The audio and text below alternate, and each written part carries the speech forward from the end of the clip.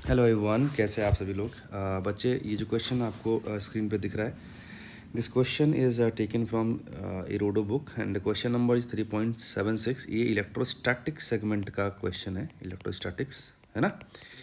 और एजेंडा जो क्वेश्चन का है that is to find bound charge in dielectric और सरफेस ऑफ डाइलेक्ट्रिक। ठीक है, तो बाउंड चार्ज क्या होता है? तो बाउंड चार्ज कोई नया चार्ज नहीं है, this is basically the induce charge, है ना। इंड्यूस चार्ज, जैसे आप लोगों ने ना अगर बोर्ड लेवल की भी फिजिक्स पढ़ी होगी ना, तो आप लोग अगर इसे डाइलेक्ट्रिक रखते हो, ऐसे इलेक्ट्रिक फील्ड में इसे लगा देते हो, है ना, ऐसे इलेक्ट्रिक फील्ड लगा देते हो, तो यहाँ पे चार्जेज इस वाले सरफेस पे और इस वाले सरफेस पे नेट चार्जेज इंड्यूस हो जाते हैं, है ना। तो यहाँ पर इस वाले सरफेस पे इलेक्ट्रिक फील्ड अगर इधर लगाया अपने एक्सटर्नल, तो यहाँ पे प्लस और यहाँ पे माइनस आ जाते हैं। तो यहाँ पर इलेक्ट्रिक फील्ड जो इंड्यूस चार्जेज हैं उनकी कार्ड इधर आता है और एक्सटर्नल कार्ड इधर आता है, तो अंदर इलेक्ट्रिक फील्ड कम हो जाता है। ठीक है, और अंदर जो इलेक्ट्रिक फील्ड कम होता है वो कितना कम हो जाता है? जैसे मान लीजिए कि बाहर ई नॉट था, अब डाइलेक्ट्रिक आपने लगा दिया, तो अंदर वाले पॉइंट पर इलेक्ट्रिक फील्ड जो आएगा वो बाहर वाले से उसके एप्सिलॉन नॉट टाइम्स कम हो जाएगा, या 1/एप्सिलॉन naught times of external electric field के इक्वल हो जाएगा। एप्सिलॉन क्या है? Epsilon permittivity of this medium है ना।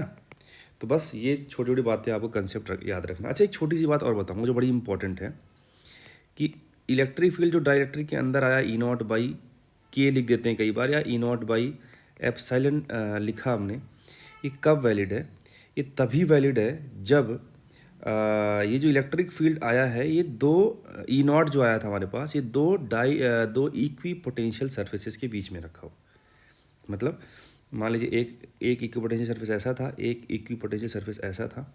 अगर यहाँ पे वैक्यूम है तो मान लो इलेक्ट्रिक फील्ड ई नॉट है।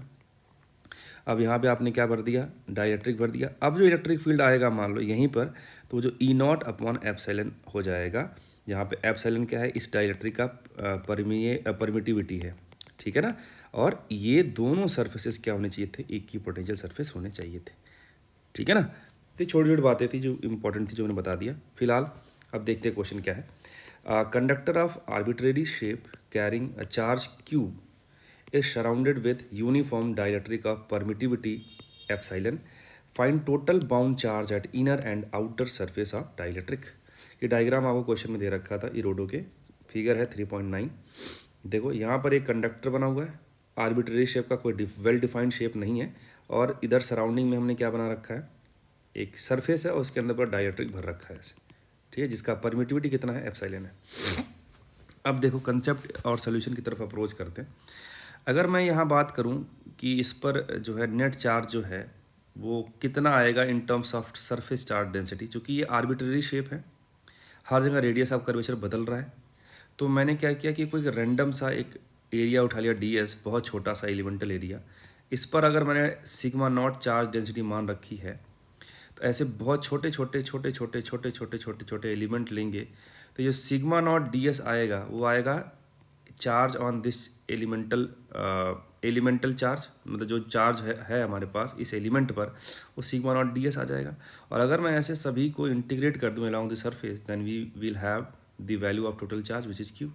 तो मैंने पहले कंसेप्ट में ही लिखा है कि अगर सिग्मा नॉट को मैंने क्या बोला? Surface charge density at a point on a conductor surface, then we can write like this, ठीक है ना। एक हमारे पास ये आ गया। अब ये जो कंसेप्ट आपको दिख रहा है, this concept is very important.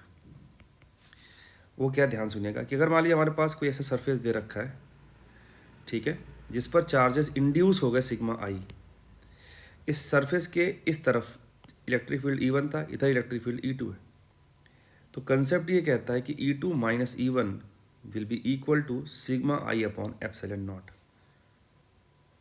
ठीक है। ये बहुत इंपॉर्टेंट कंसेप्ट है और इसी के इर्द गिर्द पूरी कहानी घूम रही है।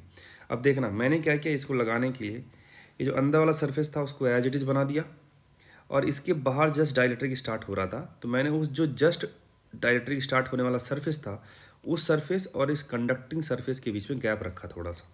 Although this gap is negligible, but मैंने समझाने के लिए रखा है। और जो गैप आएगा वहाँ पे क्या बन रहा होगा? वैक्यूम बन रहा होगा, ठीक है ना। अब हमने क्या किया, एक एलिमेंटल एक एरिया यहाँ पर लिया ds, और चूंकि ये गैप बहुत कम है तो यहाँ भी जितना एरिया आएगा उतना एरिया यहाँ पर भी आएगा, दोनों ds ले लिया। यहाँ पर इस वाले पर जो चार्ज इंड्यूस होगा या फिर जो सरफेस चार्ज डेंसिटी आएगी उसको सिग्मा आई बोला मैंने, और यहाँ पर सिग्मा नॉट मैंने बोल रखा है, ठीक है। तो अगर आप इस सरफेस को यहाँ पर इस वाले कंसेप्ट को लगाना चाहोगे तो देखना क्या होगा इस जगह पर।